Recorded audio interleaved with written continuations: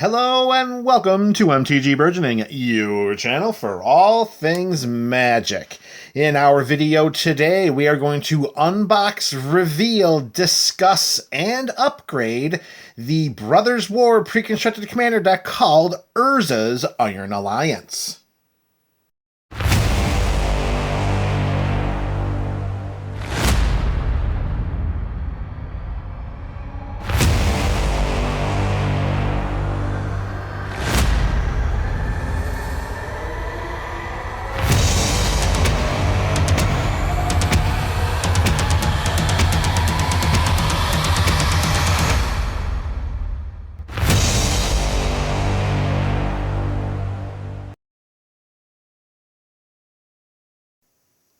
What's up, MTGBC?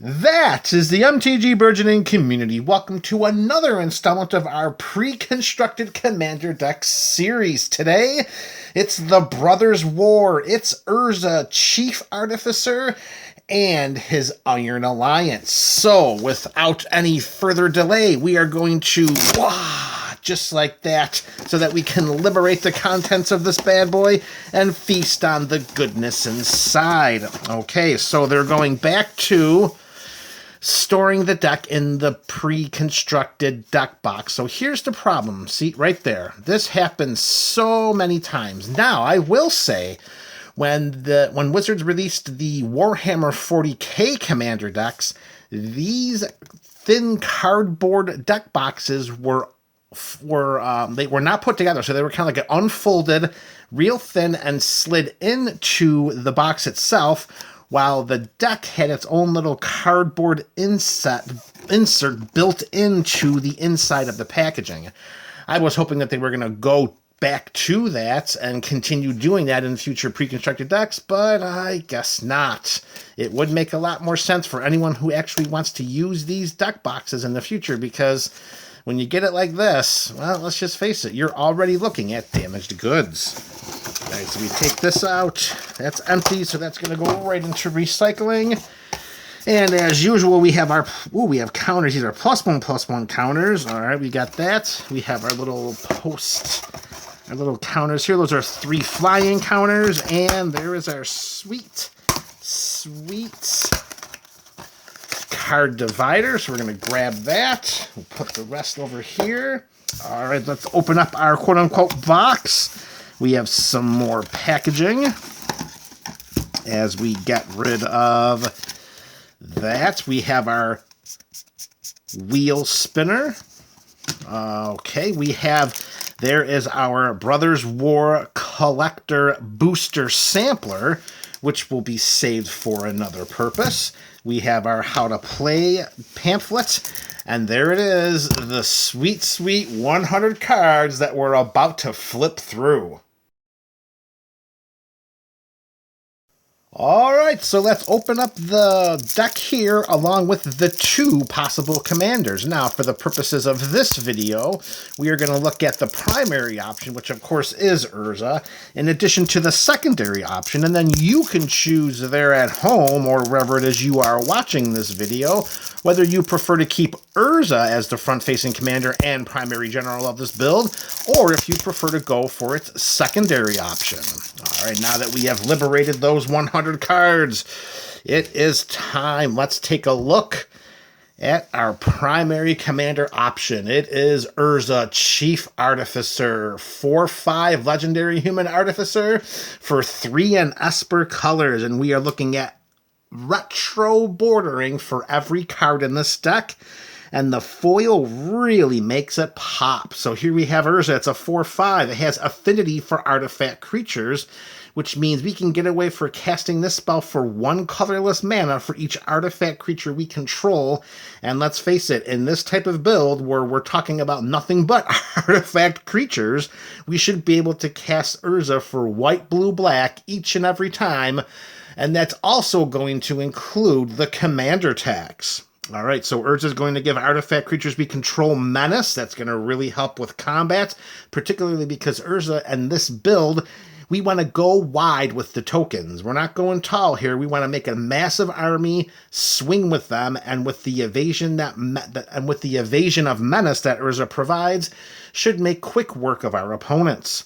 And at the beginning of our end step, we get to create a 0/0 colorless construct artifact creature token with this creature gets +1/+1 for each artifact we control. So this is very, very reminiscent to Urza back from MH1. So there we have Urza Chief Artificer. Is that from Urza? Yeah, that's the one that he has. All right, so we're going to move forward. That was primary commander option 1. I think that was what original Urza did. I know that's what the Urza Saga creates. Maybe I'm just getting it confused. I know MH1 mono blue Urza allows you to tap your artifacts for blue mana, so maybe I'm a little bit confused there. So we'll have to clean that up at another point, but that is primary commander option number 1. Our secondary option is Tawnos, the Solemn Survivor. Here we have a 1/3 that's a 1 and a blue to cast. However, it does have an Esper activated ability. We pay 1 and pay Esper colors. We can tap and sacrifice 2 artifact tokens, and we exile an artifact or creature card from our graveyard to create a token that's a copy of that card, except it's an artifact in addition to its other types. But unfortunately, we can activate this ability only anytime we could cast a sorcery. I will say if Tawnos did not have that restriction on his last ability, he may be the play here in this particular kind of build. And as an additional ability for Tawnos, we can pay 2, tap it, and we can create a token that's a copy of up to 1 target artifact token we control, and then we mill 2 cards. So with Tawnos, we're really looking to do some graveyard chicanery, but with Urza, we're looking to make sure that we can establish a massive amount of artifact creatures for our army, give them some evasion, make sure Urza's on the battlefield as much as he can with the affinity for artifacts mechanic, and just swing with those creatures for the win. For the purposes of this video, my personal preference is Urza, but you can let me know what you think in the comment section below. In addition to the 2 commander options provided in this build, we also have 8 brand new to the Magic catalog cards that are just in this Urza's Iron Alliance deck, and we're going to run through those 8 other cards right now. The first is Sandwell, Avenging Ace. And right off the bat, you're going to see one of the common complaints that we used to have way back in the day of the retro borders, that for the white cards, it was awfully hard to read that title with that retro border, with the white font and the white letters that we got going across the top of the card mixed in with that retro border. It does not make it very easy to read. So here we have a legendary human pilot. It's a 3/1 for 1 and white mana, and as long as an artifact creature we control is attacking, we prevent all damage that will be dealt to Sandwell, Avenger Ace. And whenever Sandwell becomes tapped, we exile the top 6 cards of our library. We may cast a vehicle or artifact creature spell from among them. Then put the rest in the bottom of your library in a random order. The only thing about this is that we don't get to cast that spell for free. So if we end up getting a bunch of artifacts or vehicles or whatever it is that we exiled that we don't have enough mana to cast, well, we pretty much wasted Sandwell's ability. I mean, a 3/1 for 1 and a white for what it does. I mean, it will allow us to prevent damage that will be dealt to him as long as he's attacking. But for me, that seems to be a kind of lukewarm ability stapled onto a 1/3 creature. All right, next up with the same mana value of 1 and 1 white mana, we have Scholar of New Horizons. This time we're looking at a 1/1 versus a 3/1, and when Scholar of New Horizons ETBs, it does so with a +1/+1 counter on it. So we get a 2/2 for the investment of 2, so we're looking at a bear right now. We get to turn the Scholar sideways and remove a counter from a permanent we control, which could be the +1/+1 counter put on to Scholar of New Horizons. And when we do, we can search our library for a Plains card, reveal it, and if an opponent controls more lands than we do, we can put that card onto the battlefield tapped. If we don't, then we put it into our hand. So this will provide some mana ramp for us as long as one of our opponents has more lands than we do. Now, we're rolling in Esper colors, so there's no green green mana ramp that's going to be available to us here. So with green being the color in pretty much every format possible, particularly in Commander, it seems likely that we would be able to utilize Scholar of New Horizons ramp ability. So for right now, this is a pretty good card to have in white. And let's face it, that could end up becoming one of those white staple-ish cards moving forward. All right, new card number 5 when we take into account the 2 commanders and the 2 cards we've already run through. And that is March of Progress. Here we have a sorcery for 2 and 1 blue mana. We choose target artifact creature we control. And for each creature chosen this way, we create a token that's a copy of it. However, we have the option to overload this card by paying 6 and 1 blue mana instead, and that means that we get to pick, instead of choosing target artifact creature we control, then the spell morphs into each target creature we control. For each creature chosen this way, we get to create a copy of it. So we pretty much double our army as long as they are artifact creatures, and we're paying the overload cost for March of Progress. That could end up being a game-winning spell. Very, very powerful in the right type of build, particularly if anybody wants to keep this Esper go-wide artifact strategy intact and then just find some ways to optimize it along the way. You could find that March of Progress could be one of those cards that helps you close out a game.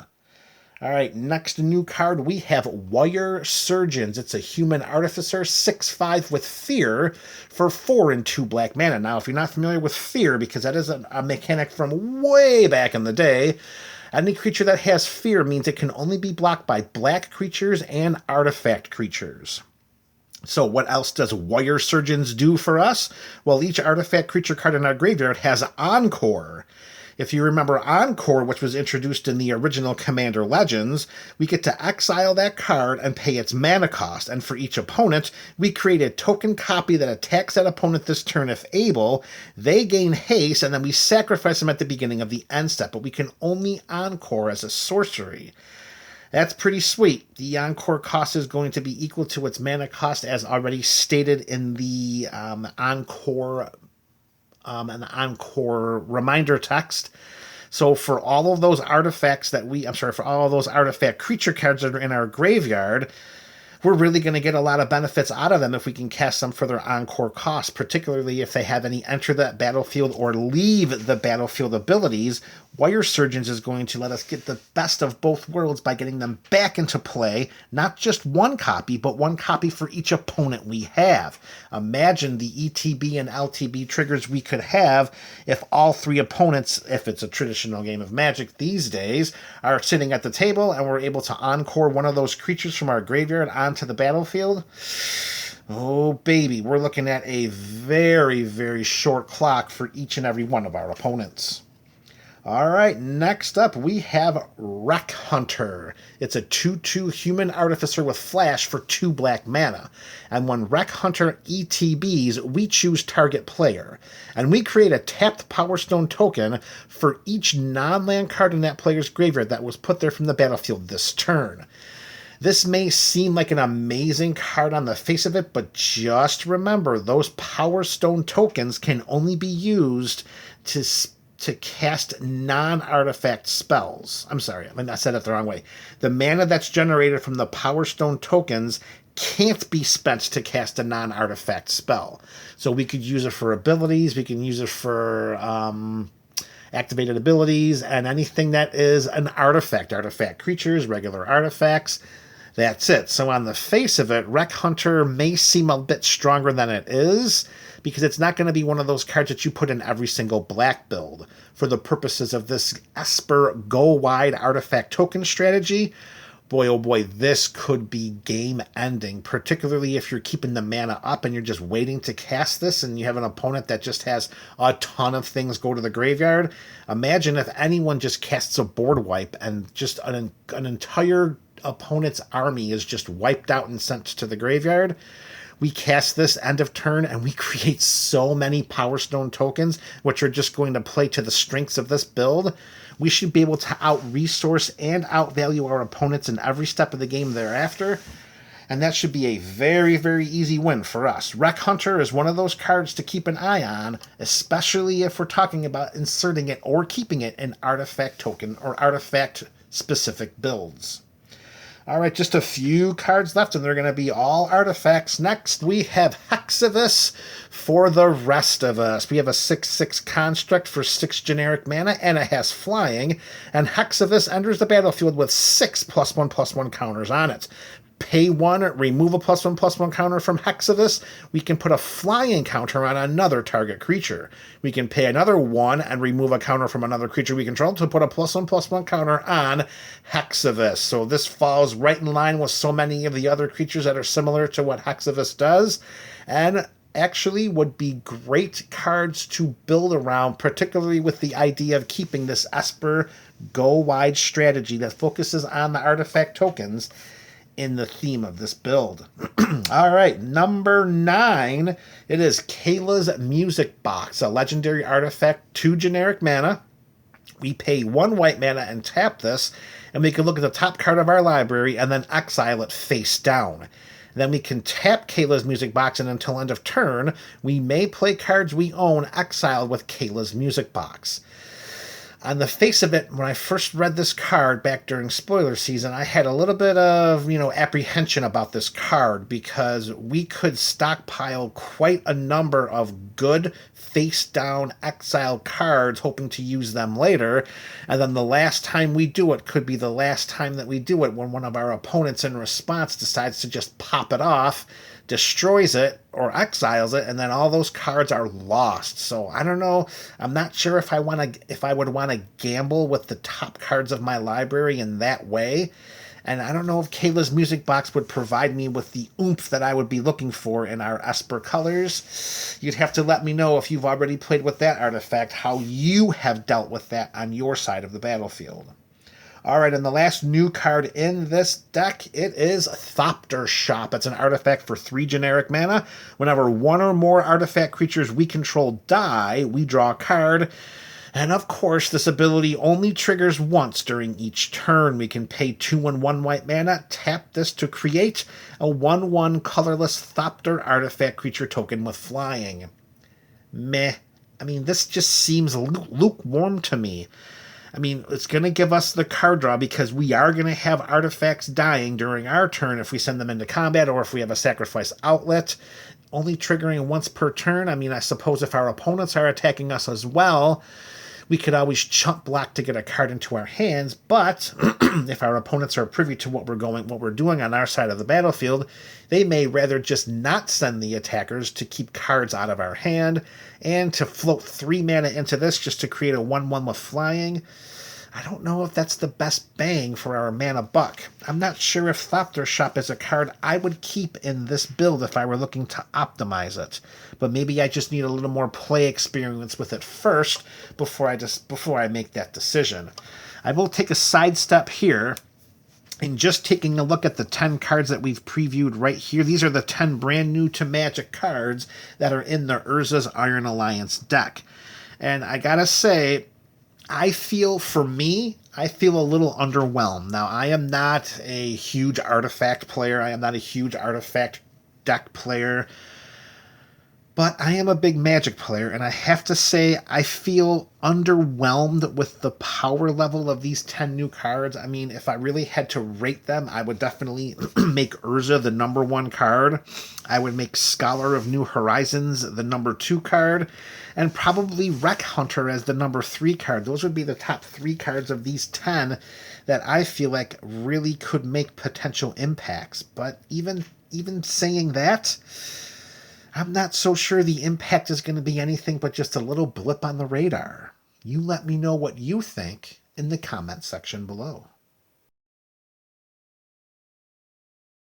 Alright, so we previewed the 10 brand new to Magic cards from Urza's Iron Alliance. That means that we have 90 reprints to get to, and these are all of the non-land reprints. We begin, of course, with Swords to Plowshares, and yet again you're seeing the struggle in reading those white cards in the retro border. Swords to Plowshare, always a great card to have. Never can have enough of those in the storage coffers. Filigree Attendant is going to be our flying homunculus. That's going to help us because its power is equal to the number of artifacts we control. Has the evasion, has a massive power because of exactly what kind of deck this is. Sneaky card to slip into the 99 of this deck. Whirler Rogue will ETB and create some additional Thopter artifact creature tokens that have flying. Here we have Armix, the Filigree Thrasher. We have some fantastic artifact synergies here. This coming from Commander Legends, of course, and here's D-Spark. I gotta be honest with you, of all the retro borders, I love the gold retro border more than anything else, and that just makes D-Spark look so much better. Straight from original printing of War of the Spark. Chief of the Foundry is going to help pump up our artifact creatures by giving them +1/+1. Cranial Plating. The fact that we could attach this to a creature we control at instant speed for 2 black mana, giving them a ridiculous power boost. That's a game-ending equipment. Liquid Metal Torque. It's going to be one of our mana rocks. It only costs us 2, and we can also use it to make one of our permanents an artifact until end of turn. Artifact in addition to its other types until end of turn. Relic of Progenitus. This might be speaking to the underwhelming power presented in this build. For me, this is the most valuable reprint. This is the most valuable card that's in the Brothers War Urza's Alliance pre-constructed deck, and it's Relic of Progenitus. How do you feel about that, MTGBC? Let me know in the comment section below. So next up we have the Skull Clamp. Of course, if we're talking about artifact tokens, you gotta have the Skull Clamp in there. We'll slide that one right there with the Swords to Plowshares because, again, that's one of those cards that you can't have too many in the storage coffers. Here's the Retro Border Soul Ring. Looking a little dark on that. Looking a little dark. Retro Border Swiftfoot Boots. Okay, all right. There's another Retro Border Thought. There's a nice little crop of staples that we want to make sure we have in our Commander coffers. The Indomitable Archangel. If we're running artifacts, we got to have her in there to give those artifacts shroud as long as we have 3 or more of them, and we most certainly will. Ether Sworn Adjudicator. This is going to be a fantastically annoying card for our opponents to have to deal with. Next up, we have the Noxious Gear Hulk. Of course, it's an artifact creature. It has the menace that we're looking for, and it has some battlefield interaction. Oh, look at that border on a Leela. MTGBC, have you seen anything better than that? Oh, love that border. All right, Sphinx's Revelation with the new artwork as well. I don't know. I think I like the original artwork better, but that retro gold border is aces in my book. All right, Angel of the Ruins. Jeez, already this is getting a reprint? Seriously, this was just in a Commander deck a few cycles ago, and we're already getting it a reprint? All right, well, it is an angel. It does some pretty good things when it ETBs. Okay, Austere Command, of course. We got our pick 2 mode out of 4 mortal spell.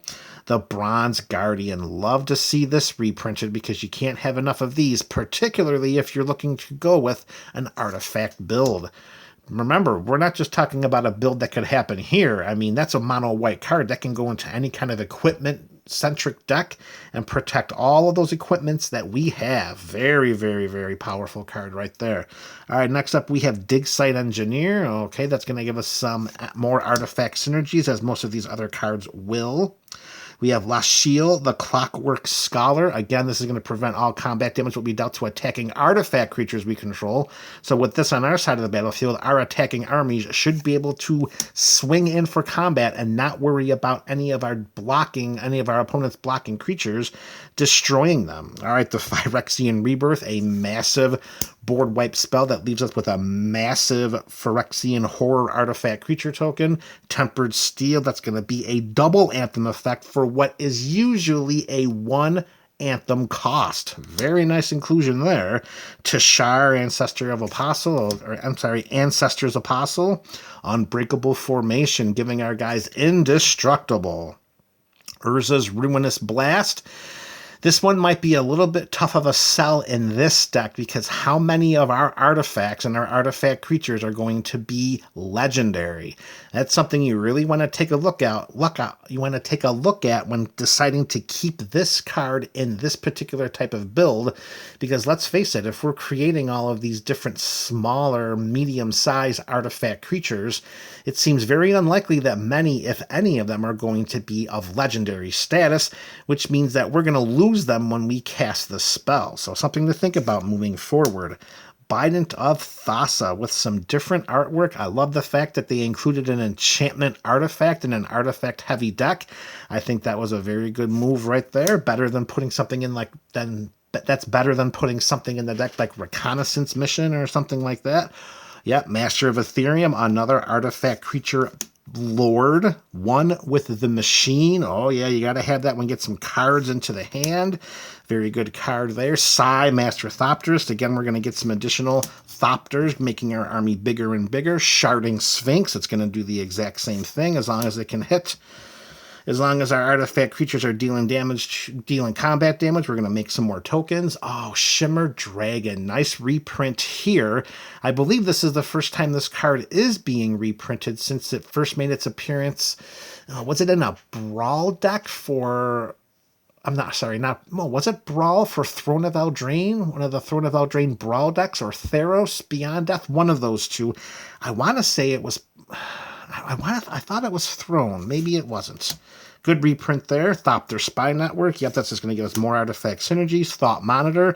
Draw some cards for just 1 blue mana. The Dalkin Humiliator. Of course, let's get our opponents in there to, let's face it, humiliate them, making them 1/1s. Marionette Master, you always in a build like this, you want to put the counters on this Human Artificer, because if you do, it's a 4/6, and then whenever one of our artifacts is put into the graveyard, which, let's face it, that's going to happen a lot, some opponent is going to lose 4 life each time that happens. Marionette Master, win condition in this type of deck. Oh, Baleful Sticks and the retro gold border. Love it. Love it. Yeah, Sharoom the Hegemon, because if we're in Esper colors and we're dealing with artifacts, Sharoom has got to be a part of it. Vindicate. Very awesome. Vindicate. Dark Steel Juggernaut, of course. It's indestructible. It's going to attack each turn. It's going to be Ginormagantuan. Etched Champion, again, that's going to come into play, and it's going to have protection from all colors, because we will have the metal craft, because we'll have more than 3 artifacts on our side of the battlefield for sure. Mirror Battlesphere, I don't know how many Mirror we're going to be able to generate to get its tap ability to be as powerful as we can, but still, at ETBs, we're making 4 of those bad boys. Solemn Simulacrum, sure. The Steel Hellkite, gotta love that artifact dragon. Steel Overseer, turn this guy sideways to put a +1/+1 counter on every artifact creature we control. And of course, we're going to have the Ethereum Sculptor. Our artifact spells will cost 1 less. Let's get some filtering and card draw with Preordain. The Chrome Courier. Wow, that's going back some ways. The Chrome Courier is going to let us get some card selectivity and gain a little bit of life. That's not too bad. All right, that'll work. There's our Arcane Signet in the retro border. The Azorius Signet. It's going to seem a little strange to say this, but Azorius Signet is one of those signets that has not seen many reprints, and now we have one here in a retro frame. Same thing for Dimir Signet, another one of those that just has not been reprinted very much. And the Orzhov Signet, well, that has had a ton of reprints. Those are the non-land reprints in Urza's Iron Alliance.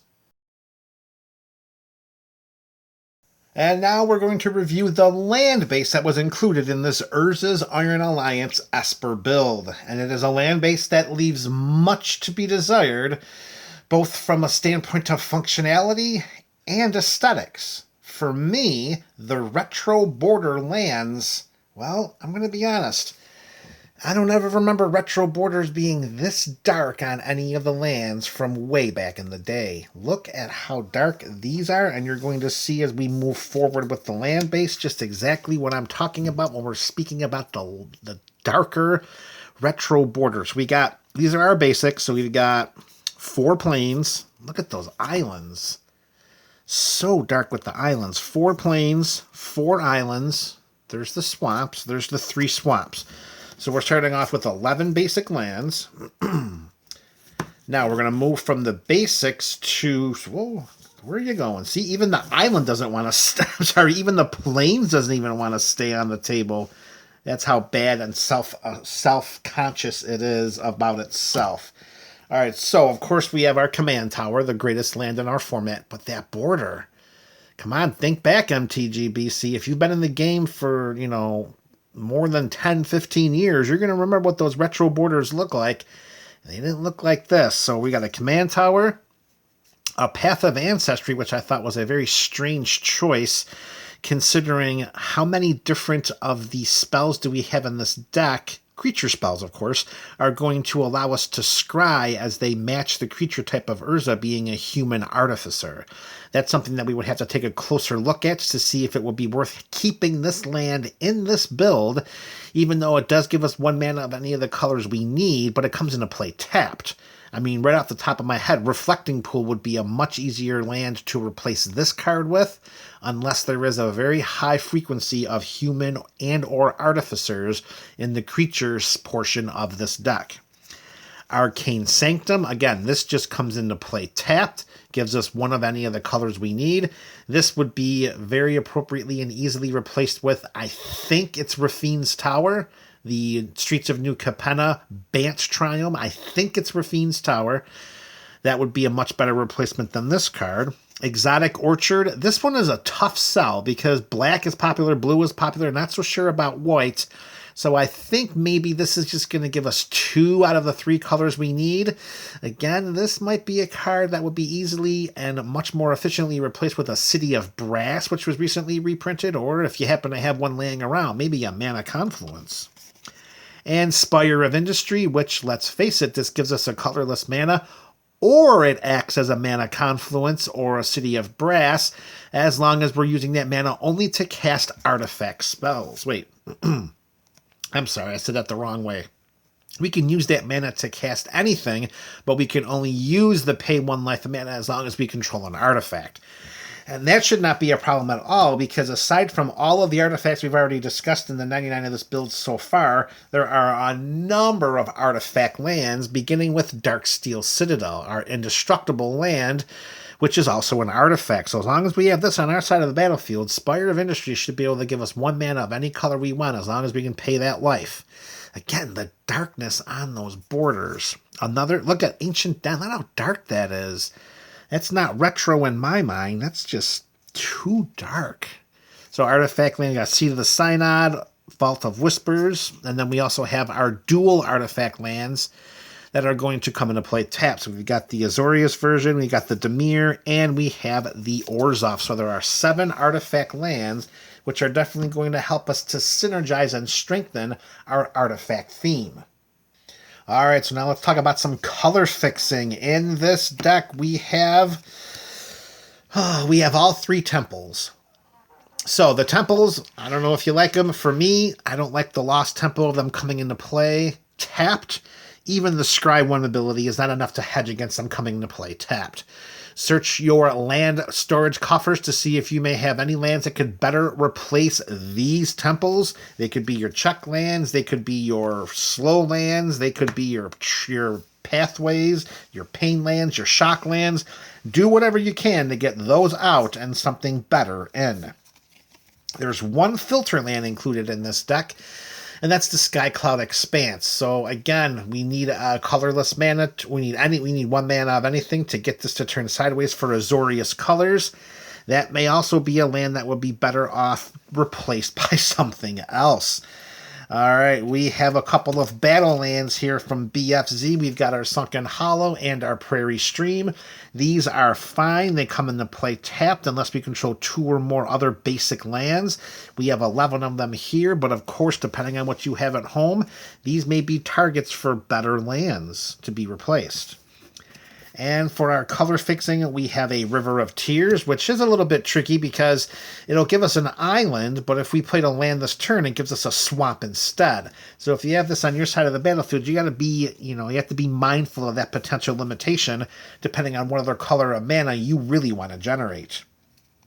And then again, they have this trio of cards that's going to affect our tempo because it comes into play tapped, and then it bounces one of our lands back to our hand.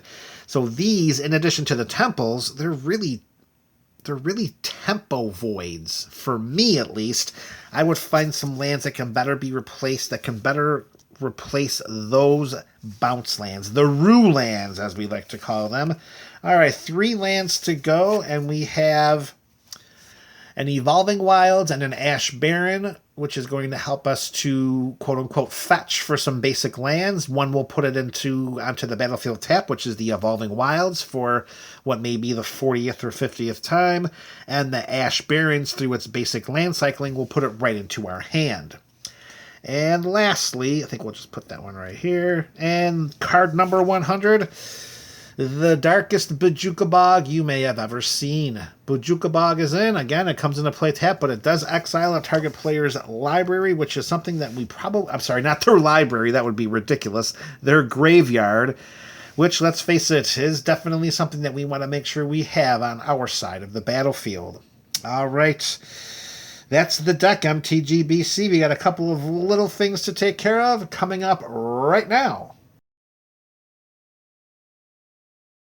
And here are the rest of the contents of the Urza's Alliance pre-constructed deck from the Brothers War. Of course, we have the ultra-thick Will Never Curl copy of Urza Chief Artificer in the foil. These bad boys are nice. They are thick, and they are not going to curl. I hope I said curling the right way that time. I meant to say curl, not foiling, but you know what I mean. Here are our tokens. We got our Phyrexian Horror, Construct, Samir, Thopter copy. There's our Power Stone, another mirror, another Power Stone, another mirror. We have a garbage card that is just garbage. And on the flip side, we've got some servos, a fairy, another servo, mirror, Thopter, fairy, Thopter, Thopter, servo, and servo. And there you have it, MTGBC. We have unboxed, revealed, discussed the Urza's Iron Alliance pre-constructed deck. My thoughts, not one of the best. That's just me. I'd like to know your thoughts in the comment section below. Now, let's take this pre-existing build with the idea of Urza Chief Artificer as our front-facing commander and general of this build, and let's talk about some cards to upgrade. Urza's Iron Alliance is an Esper deck that features a go-wide artifact strategy that looks to win games with an imposing army of artifact creatures. With this dynamic in mind, and with the front-facing commander, Urza Chief Artificer as the general, the following cards are some possible upgrades to the original deck list, each of which enhances the go-wide artifact strategy of this build. Since the 99 of this deck is inundated with artifacts, let's benefit from it even further by including a copy of Biotransference. This enchantment makes all of our creatures and creature spells artifacts in addition to their other types. And whenever we cast an artifact spell, we lose 1 life and create a 2/2 black Necron Warrior artifact creature token. This dynamic allows our artifact creatures to create additional artifact creatures, which will make our go-wide strategy even wider. In conjunction with Biotransference, Their Name is Death could be a one-sided board wipe, as only non-artifact creatures are destroyed. Another version of this sorcery is Organic Extinction, and due to the presence of the improvised mechanic, we could cast this spell for just 2 white mana and wipe the board of all non-artifact creatures. Shimmermere allows us to cast our artifact spells as though they had flash. Since our primary path to victory is through combat, we can use this flash enablement to cast our artifact creatures at the end of our last opponent's turn, and then swing with them during our next turn.